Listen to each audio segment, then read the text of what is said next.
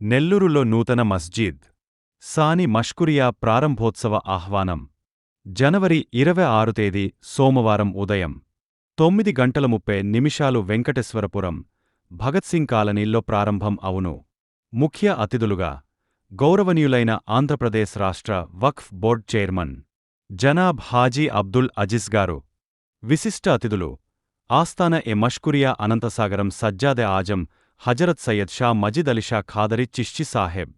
గౌరవ అతిథులు షా బుఖారి దర్గా, కొండపల్లి విజయవాడ పిఖ్యాధిపతులు గురువర్యులు అల్తాఫ్ బాబాగారు. సభా అధ్యక్షులు పీరే తరిఖత్ హజరత్ సయ్యద్ షా సాని యూసుఫ్ అలీషా ఖాదరి సాని సాహెబ్ ఖిబ్లా.